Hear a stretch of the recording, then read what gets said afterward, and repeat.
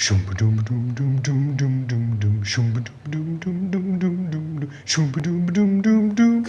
for care.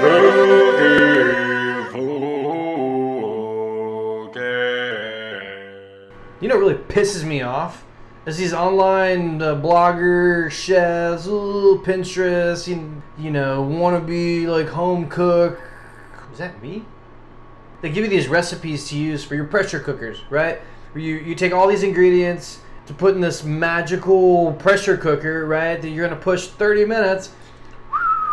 And you're going to go on about your day. And you're going to come back and have this beautiful dinner that tastes like B.F. Chang's bullshit, whatever. To pour it over some rice and it's just soupy and wet. And then you have all these things that you bought to put in this thing that you don't know how to use in normal applications. And they sit on your shelf. It's a waste of money. 1, 2, 3. Let's do something about it. Okay? Let's do something. Today, we're going to learn how to use a pressure cooker. Today, we're going to use a pressure cooker to make some carnita-style tacos. It's not proper carnitas, I know, but this is good. Pork tacos. Today, we're making shredded pork tacos. We're going to shred out some pork. We're going to strain it. We're going to make a really nice sauce with this jus. And then I'm going to show you, since we're making tacos anyway, we're going to make some corn tortillas, some fresh corn tortillas. I got some pork blade steaks. These are super cheap, right? They're $1.76 a pound or something like that. You can do this with beef. You can do this with chicken, all right? I recommend giving at least 45 minutes to an hour in the pressure cooker, okay? If you don't have that time, do it in 30 minutes. If you're going to do it in 30 minutes, just cut them in smaller pieces. So all I'm going to do is I'm going to take this guy off the bone. And since I'm not cooking it that long, and I really want all these pieces to get a chance to break down, I'm just going to go ahead and cut it into smaller pieces. So very important, this is for shredding meat, right? This process we're going to do is going to pull, all right, if you're more familiar with like a pulled pork or whatever, that's what we're doing. We want this to be shredded. Chicken, beef, pork, whatever you want, you put it in this thing and you submerge it in water or stock, it will shred. And that's just science, folks. We got our pork in the pan, right? We just cut everything up about like this big, however big that is. Like a big quarter or like a small potato. All I'm going to do is cover this with water, and I'm going to cook it. What I want to show you before I do that is what I call a master stock. So there's a few ways. Oh, it smells so good. Once I cook all this, all that is coming out of the pork, and essentially we're going to make a pork stock. I'm going to strain this pork out, and I'm going to cook the stock down, and that's really going to concentrate all that flavor, all the natural flavor of the pork. All that is just going to become very, very concentrated and give a lot of flavor without actually having to use salt or pepper, or we're going to concentrate its own flavor down so far that we can flavor this entire dish with it. I'll take this entire thing, I'll put it in there, right? I'll add water to get it to where we need it to go. And then once I'm done cooking and I strain it out, I'm always going to save some of the cooked down stock. So we're going to cook it down, we're going to save it. So master stock is going in first. Make sure you thaw it out before you do this. Ooh, yummies. I'm just using a bit of chicken stock since I'm using water. I use this powdered chicken stock. I use a powdered veggie stock. Like that way I don't have to worry about keeping big, containers on at all times or whatever. Saves a little space. So probably a couple tablespoons. And then literally water is just going to the top. Water's just to the top. There's no measuring. The only thing you have to worry about is make sure that your protein is just submerged. And you could do extra if you want to make more stock, whatever. We're going to go over here and go to, mine is going to be meat. It's set to an hour. I'm going to go to 30 minutes. So we'll come back to this in 30 minutes. In the meantime, let's make some tortillas. There's many different ways to make corn tortillas, right? I want to show you the most basic, cheapest, easiest. You see the theme we're doing here, right? I just want to show you how to make an easy corn tortilla. Corn tortillas are nice and sturdy. The ones you've had in the packages in the store that have like xanthan gum or like all this, they kind of break when they get warm. Like the corn tortilla doesn't do that. A fresh corn tortilla is going to stay there like the best friend that it is, and it's going to it's about a third a cup of water to every half a cup of masa. Now if this has been in your pantry for a minute, it might be dry, it might need more water, it might be less. I'm going to keep it really simple. That way I can show you if this is too dry, if it's too wet. I want you to see, I want you to understand how that looks and how it should feel. And then you can make these yourself. with whatever recipe works best for you. So, that being said, making about 4 to 5 big boy, sturdy, thick masa corn tortillas. 1 cup of masa. We're going to call that a tablespoon of salt. And I'll go ahead and mix these dry ingredients. You don't really need to, but got to use warm water. I have a little more than 2/3 of a cup. I'm going to save some because I'm pretty sure this is going to be dry. It's not the best masa I've bought. I like to use the spoon while I'm incorporating these in originally, just because I am a crazy person. I don't really like to get my hands dirty or sticky. But once we get this pretty well incorporated, then I'll switch to the hands. So I was right. Probably a tablespoon of water. I'm gonna go ahead and add that. This masa's a little dry. Thanks, Aldi. And there you go. The pressure cooker is coming to temp now. If it's your first time using a pressure cooker.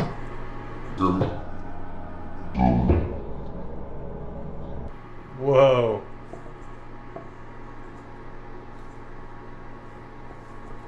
Did not like that sound. That scared. So, let's see. Pull it up there. You can see if you push down on it like that, there's no spring back. And there's no big cracks in there. Yeah, no big cracks. That means it's good. If it was dry, if it kind of cracked and crumbled, you just add about a tablespoon of water, and then just kind of mix it up.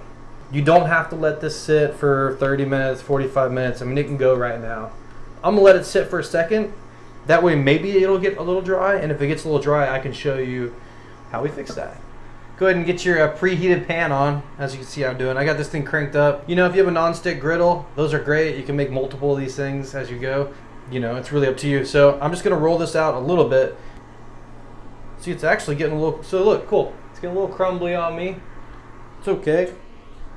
Got about another teaspoon of water here. Right, and I'm just going to go ahead and kind of mix that up.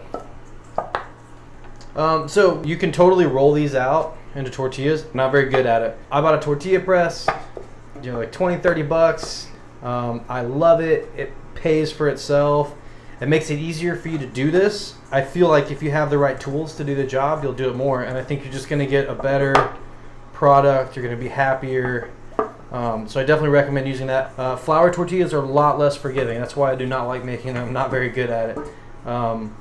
But with corn tortillas, I mean, you just push down. They're like, cool, we're here. We're ready. Put us in, coach. That whole type of thing. So I like to roll this out a little bit like this. All this is going to do is kind of even this out a little bit so I can separate it. I'm going to do 5. I just kind of pre-mark them. That's probably the best I've ever done that. Look at there. You don't need to roll these into balls. The magic of a tortilla press, I mean, it'll push them right out into a circle. So tortilla press. Let's get this up. Took a quart baggie. I just cut it in half. A little bit of spray oil. A little bit of spray oil. And you just take your guy. Give it a little pat so it kind of sits in there. And then I just hold it from here. I could crank and it would split out the sides. You don't want that. You just want to kind of, I keep my hand here as a guide, and I just kind of go to right there and give a little snuggy snug. So again, a little bit of oil in here. Right, we just take it up. I mean, it's going to hang. And you just peel. That's ready to go. That's pretty solid. It isn't, it's really easy. A little spinny. And while that's going, we'll go and get our next guy loaded up.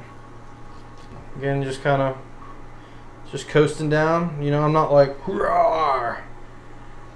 You'll see once the sides kind of start lifting up, it's like, flip me, daddy.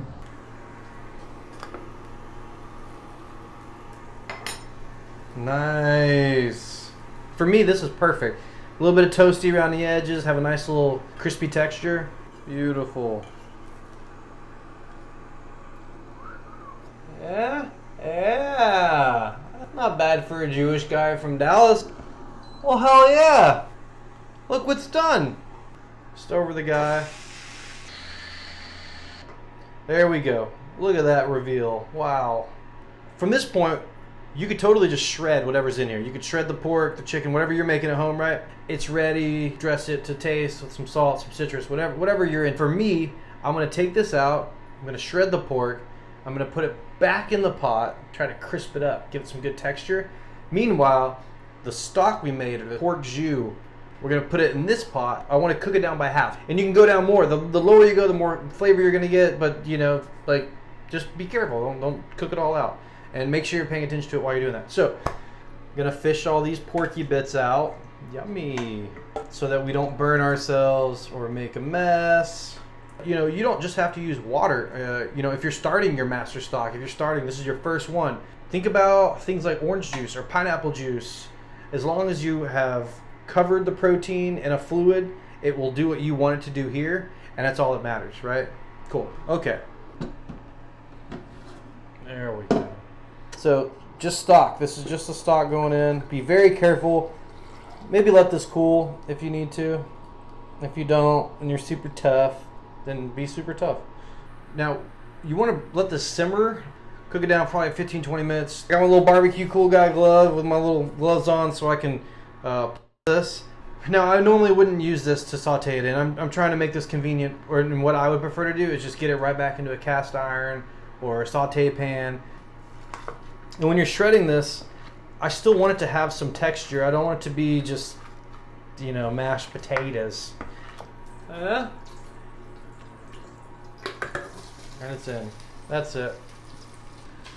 I'll just kind of push down with this guy. That's it. So we're going to let this get nice and crispy. You want it to dry it up just a little bit so that when we add this delicious stock to it, it absorbs it.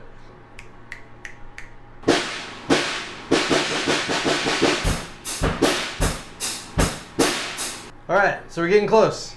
Okay. See these little bubbles and how it's starting to come up a little bit? That means it's about to burn. Let's bring the heat down. Optional, you don't have to do this. However, about 1/8 cup of sugar is gonna be great in there. So, I'm gonna go for it. It's a very savory little reduction we have going, and we just need to kind of balance it out with some sugar. It's gonna dissolve, and we're gonna have a lovely little pork syrup. So before I hit this with some stock, with our little pork syrup, so garlic, microplane, just over the top. So the cilantro stems, I'm gonna go ahead and toss those over the top too. Those can start kind of wilting down, doing their little magic. I don't know why we say things like that. That doesn't make any sense to me.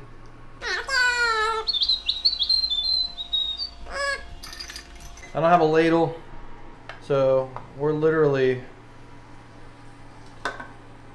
our little porky jus. Yeah, screw it. We'll probably added about 3/4 of a cup to that. And I'm just gonna give this a stir. I don't know what day this thing is gonna be shown, but today is Andrew Emerson's birthday. Happy birthday, buddy. I love you. All right, guys, here we are. We get some nice shredded pork, carnitas-ish tacos made in our pressure cooker, right? We got our cilantro and onion, just a little bit of lime juice. Kind of just throw on top of that. We got some queso fresco. And then don't forget these nice fresh corn tortillas we made. Again, just using masa, a little bit of salt, and water. That's it. No stock, no fat, you know, no lard, anything like that. Again, you can. I think that's the coolest part about cooking is once you understand the foundations and how things work, you can make whatever you want. I know Kat loves it. These recipes will be here for Kat. When I die, she'll still know how to make her pressure cooker pork tacos that she loves so much. This is Cooking with Kat. Thank you so much. See you next week. Guys, I also forgot because the camera died, but the master sauce, the master stock, super important. We're done with it, right? Where's it at? There it is. Is that zoom? Please. No, you can't zoom on that. Okay. Once we've already added it, we're good. We got everything. We're done. Right? Let this cool down. Strain it. Okay? You don't want any little porky bits in there. Okay? Strain it. Put it in the freezer. Whatever you got, like airtight container. Freeze it freeze it in the freezer. And that way you have it for your next one. You always save some. This light looks good on my skin. Maybe I should start doing makeup tutorials. Hello. Hello. Okay, can't do this every show. Okay, bye.